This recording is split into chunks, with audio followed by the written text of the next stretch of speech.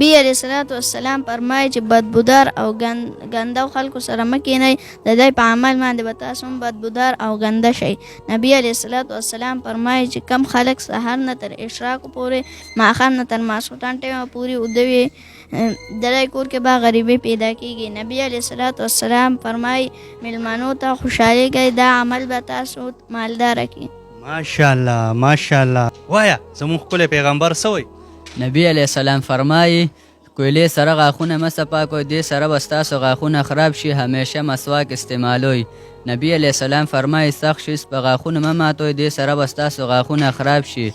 نبی علیه السلام فرمایي استغفار وایئ، دا ستاسو قبر زندگی اسانوي. ماشاءالله. وایه زموږ ښکلی پیغمبر څه وایي بچې؟ نبی علیه الصلاۃ والسلام فرمایي چې د خوراک نه مخکې خوراک مه بیو کوئ، دا له ځناورانو مشابهات دي.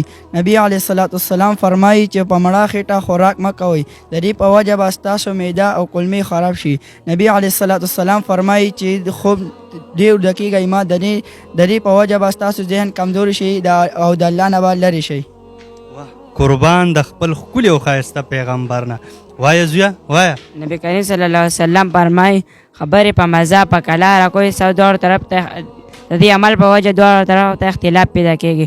نبی کریم صلی الله علیه وسلم بیا فرمایي یو بل باندې دروغ مه وایئ، دا شیطاني عمل دی. په یو بل دروغ مه وایئ.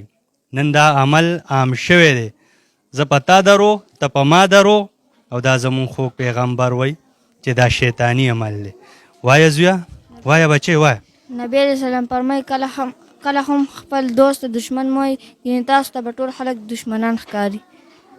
کله هم خپل دوست دشمن مه وایئ، بیا ورته هر سړی دشمن ښکاري. وایه زویه وایه بچې. نبی علیه الصلاۃ والسلام فرمایي چې ګرم څیز د خولې په کې سره مه یخوئ، دې نه نور ته بیماریانې لګي. نبی علیه الصلاۃ والسلام فرمایي نبی علیه الصلاۃ والسلام فرمایي په تیاره کې خوراک مه کوئ، دې نه دا د بدبختۍ او بې برکتۍ علامات دي.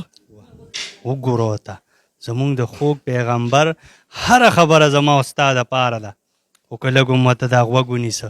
وایه زویه وایه بچې. نبی علیه الصلاۃ والسلام وفرمایل کله چې تاسو پیاده ګرځئ په درزارې مه ګرځئ، دا تکبر یو نښه ده. نبی علیه الصلاۃ والسلام وفرمایل هر کار نه مخکې مشوره کوئ، مشوره کې خیر. نبی علیه الصلاۃ والسلام وفرمایل مه چاته سر ټیټوئ، مه چاته لاس نیسئ، مه چاته سر ټیټوئ، مه چاته لاس نیسئ، دا عمل به تاسو بچای. دا عمل به تاسو بچای. مه چاته لاس نیسئ، مه چاته سر ټیټوئ، دا زمون خوږ پیغمبر وایي تاسو به الله باچا کړي. وایي بچې. نبی علیه الصلاۃ والسلام فرمایل په خفګان باندې روټۍ مه خورئ، دا ناشکرۍ علامات دي. نبی علیه الصلاۃ والسلام فرمایل تاسو له چې الله څومره رزق راکوي په هغې شکر وباسئ، د دې عمل په وجه باندې تاسو له به الله 80% رزق سیوا کوي. ماشاءالله ماشاءالله. وایه زویه زموږ خوږ پیغمبر څه وایي؟ نبی علیه السلام فرمایي ګوته نه ټکونه مه وښکئ، د دې د عمل په وجه به ستاسو ګوتې کمزوري شي. نبی علیه السلام فرمایي کپړې او پیزار د اچولو نه مخکې 3 پیرې څرنډې کېدی شي، دې کې زهریله څیز وي. نبی علیه السلام فرمایي بانګ او د اقامت ټایم کې خبرې مه کوئ، دا عمل به تاسو الله نه به هم لرې کړي، شیطان ته به هم نږدې کړي.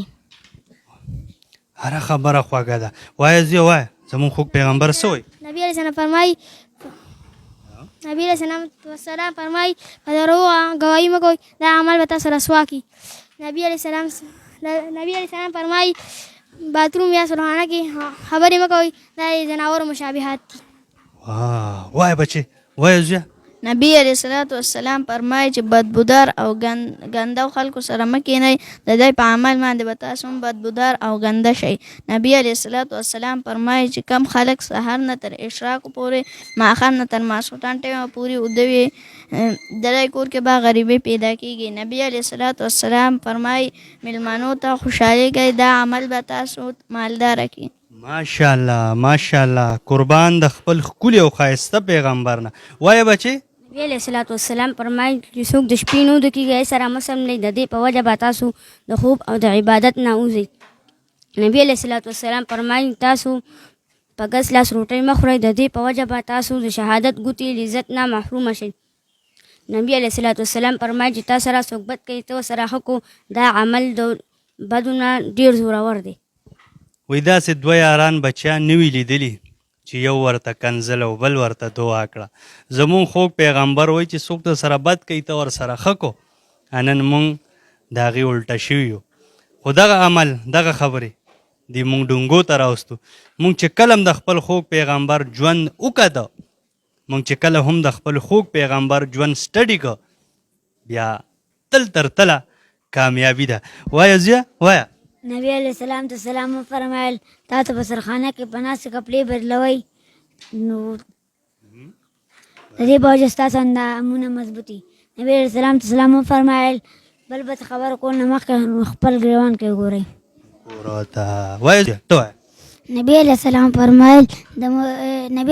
فرمایل موږ په ټایم کې تاسو اسمان ته مه ګورئ، د دې په دې ټایم کې تاسو فرشتې ګوري. نبی علیہ السلام فرمایل صلحانه کې په باتروم کې دوکانه مه وتوکئ، د دې په وجه به ستاسو ذهن او جسم کمزوري کېږي. وګوره ورته زمونږ خوږ پیغمبر وایي په غسلخانه کې دوکانې مه توکئ، دې په وجه څه کېږي زویه؟ ذهن او جسم کمزوري. ذهن او جسم به هم کمزوری شي. په غسلخانه کې توکانې مه توکئ. دا زمونږ خوږ پیغمبر وایي دې سره ستاسو ذهن او جسم کمزوری کېږي. چې کله موږ مونځ ته ولاړ یو نو اسمان ته مه ګورئ، اسمان ته مه ګورئ، تاسو ته فرښتې ګوري. وایه زیه. نبی علیہ السلام فرمایي کله هم فقیرانو شاته مه ځئ، د دې عمل په وجه تاسو ډېر شاته پاتې شئ. وګوره ورته زمونږ خوږ پیغمبر وایي د فقیرانو شاته مه تېرېږئ، تاسو به ډېر شاته پاتې شئ. ډېر شاته پاتې شئ. وایه زیه. نبی علیہ السلام فرمایي په هر حال د الله تعالی شکر ادا کول. وا زبردست زبردست. ته به چې وایه وایه که نه. نبی علیہ السلام وفرمایل بل دپاره غلط سوچ رایې مه ساتئ، د دې عمل په ډبه تاسو یوازې پاتې شئ. نبی علیہ السلام وفرمایل سفر ټایم کې شاته مه ګورئ، د دې عمل په ډبه ستاسو چرین سفر ختم نه شي. نبی علیہ السلام وفرمایل خپل کامیابي معنی چرې هم غرور مه کوئ، کامیابي الله رب العزت ورکوي. زمونږ خوږ پیغمبر به چې کله په شا کتل که نه نو مونږ خو ولاړ یو داسې نو داسې ګورو که نه، هغه چرته هم داسې نه دي کتلي. زمونږ خوږ پیغمبر به چې په شا کتل نو ټول به داسې تاو شو. غیرتي و هغه په شا به چې کتل نه زما او ستا په شا نه چې داسې به یې کتل، غیرتي و هغه انسان ته هغه سړي ته به ټول داسې ورتاو شو. او چې څوک هم په دا عمل کوي په شا ګوري روان مخې ته ګوري په شا نو دغه انسان دا ډرپوک دی. زمونږ خوږ پیغمبر ژوند چې چا هم کتلی دی هغه به غیرتي، هغه کې به بزدلي نه او بزدل انسان دی به ګوره جنت ته نه ځي.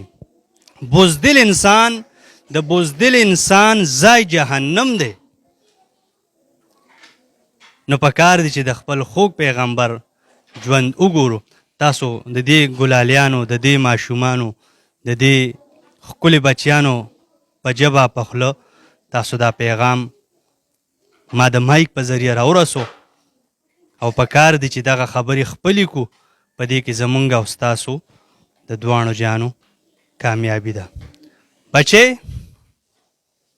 زمونږ د خوږ پیغمبر څه نوم و؟ په تیزه ووایئ.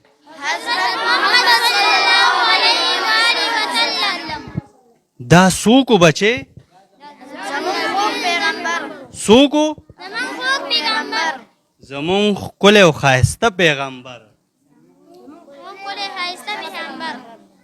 قدرمنو دا پروګرام مطلب او مقصد مې دی تاسو به وینئ چې دا بچیان زه همیشه له دا یو خبره کومه چې د ده او د ده په ټوپۍ کې فرق ډېر دی. د ده او د ده بیا په ټوخلۍ کې یعنې ټوپۍ کې فرق ډېر دی. د ده او د ده په ټوپۍ کې فرق ډېر دی. د ده او د ده په ټوپۍ کې فرق ډېر دی. فرق به ظاهري تاسو ته ښکاري، دغسې به په کپړو کې هم تاسو ته فرق ښکاري، خو د دی چې کوم میشن دی څه دپاره راغلی دی هغې کې ذره فرق نشته. دیم د الله دین زده کول غواړي، دیم د الله دین زده کول غواړي. دا ټول د الله او د رسول خبره زده کول غواړي. او هغه خبره ټوله یو ده. سکول کالج ته مونږ ګورو که نه د ټولو یونیفارم پیزار هر څه یو شاني خو ګورې میشن سوچ جدا جدای. څوک وایي پایلټ به جوړېږم، څوک وایي انجینیر به جوړېږم، څوک وایي څه به جوړېږم، څوک وایي څه به جوړېږم. خو دا بچیان دا زمونږ ستاسو د بچو مستقبل دی. دی نه چې هر څه جوړ شي نو بیا به هم زمونږ ستا بچو ته ناسي او د الله تعالی دا حق سچ دین به ورته ښیي. بچې ټولو ته مې سلام دی، ستاسو مور پلار ته مې سلام دی چې دوره تکړی. الله هم تل ښاد او آباد لره بچې، الله هم تل ښاد او آباد.